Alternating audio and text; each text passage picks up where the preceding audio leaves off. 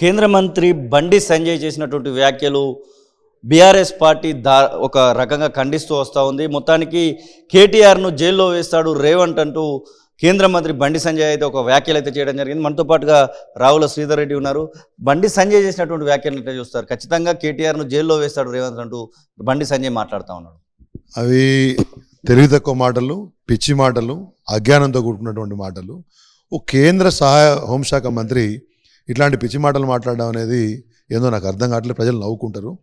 ఎందుకు కేటీఆర్ని జైల్లో వేయాలో చర్చిద్దాం వద్దావా? చెప్తావా 4 మాటలు దాని గురించి? రాష్ట్రానికి పెట్టుబడులు తీసుకొచ్చి యువతకు ఉపాధి కల్పించి ఐటీ రంగంలో, పారిశ్రామిక రంగంలో 10 సంవత్సరాల రాష్ట్రాన్ని బ్రహ్మాండంలో పెట్టినటువంటి కేటీఆర్ గారిని అరెస్ట్ చేయాలంటే పిచ్చి మాటలు మాట్లాడడం నాకు అర్థం కాలేదు.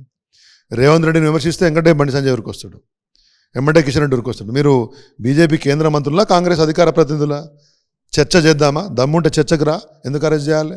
నువ్వు కేంద్ర హోంశాఖ సహాయ మంత్రి ఉండి శాతనైతే నీ దగ్గర ప్రూఫ్ ఉంటే ఏదైనా అంశాల మీద నీ దగ్గర చాలా దర్యాప్తు సంస్థలు ఉన్నాయి, ఒక కేసు పెట్టించి దర్యాప్తు చేయించరాదు? రేవంత్ రెడ్డి మీద గంత నమ్మకం ఎందుకు? అరెస్ట్ చేయకపోతే కేటీఆర్ గారిని యుద్ధం చేస్తారంట. అసలు అరెస్టులు మంత్రులు, ముఖ్యమంత్రులు చేస్తారా? ఇంత అవగాహన రాహిత్యంతో ఆ పదవుల స్థాయిని దిగజారుస్తున్నారు, రాష్ట్ర పరువును దిగజారుస్తున్నారు.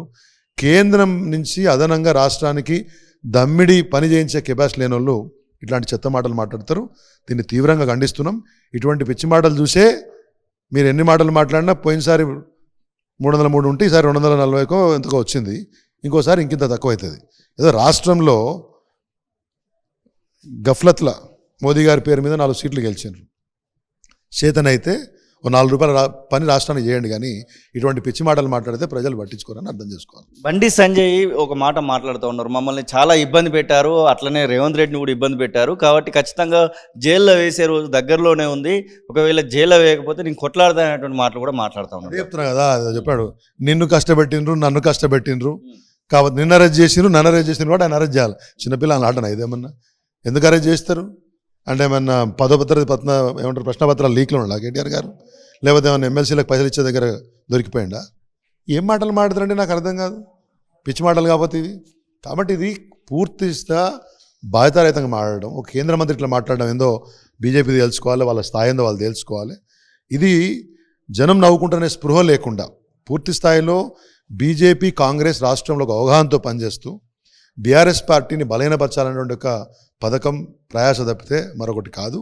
ఏదో అవుట్డేటెడ్ పార్టీ అని స్థానిక సంస్థలలో వాళ్ళకే పోటీ ఉంటుందని మాట్లాడుతున్నాడు. నీకు దమ్ము ఉంటే చేతనైతే బీఆర్ఎస్ అవుట్డేటెడ్ పార్టీ ఎట్లయితుంది? నువ్వు ఎమ్మెల్యే ఓడిపోయింది బీఆర్ఎస్ పార్టీ మీద, అరవింద్ గారు ఓడిపోయింది బీఆర్ఎస్ పార్టీ మీద, రాజేందర్ గారు 2 చోట్ల ఓడిపోయింది బీఆర్ఎస్. మేము ఎట్లా అవుట్డేటెడ్ పార్టీ అవుతాం? ఎమ్మెల్యేలు మీకు ఎక్కున్నారా, మాకు ఎక్కున్నారా? ఎమ్మెల్సీలు మీకు ఎక్కున్నారా, మాకు ఎక్కున్నారా? నువ్వు స్థానిక సంస్థలు మాట్లాడుతున్నావు కదా, నేను ఛాలెంజ్ చూస్తున్నా. తొలి వెలుగు నుంచి చాలామంది చూస్తారు కదా. నీకు దమ్ముంటే బండి సంజయ్ గారు నీ పార్లమెంట్ సెగ్మెంట్లో 10% సర్పంచులు, ఎంపీటీసీలు గెలు, ఓ 4 జడ్పీటీసీలు గెలు, అప్పుడు నీకు తెలుస్తుంది ముచ్చట ఏందనేది. లేదా ఇంకొక సహచార కేంద్ర మంత్రి ఉన్నారు కదా, వాళ్ళ ఊరు సర్పంచ్ను ఆ మండలం జడ్పీటీసీ గెలవమను. ఊరికే బీఆర్ఎస్ పార్టీని అరిస్తే, కేటీఆర్ గారిని తిడితే ఏదో అయిద్ది అనుకుంటే, కేటీఆర్ గారి గురించి, అభివృద్ధి విషయంలో, తెలంగాణ రాష్ట్రం గురించి మాట్లాడే అర్హత మీకు లేదు. కేటీఆర్ కాలు కోటికి నువ్వు సరిపోవు. అదే విషయాన్ని బండి సంజయ్ గుర్తుపెట్టుకోవాలి. అసలైన తొలి వెలుగు. ఫాలో వాట్సాప్ @తొలి వెలుగు official.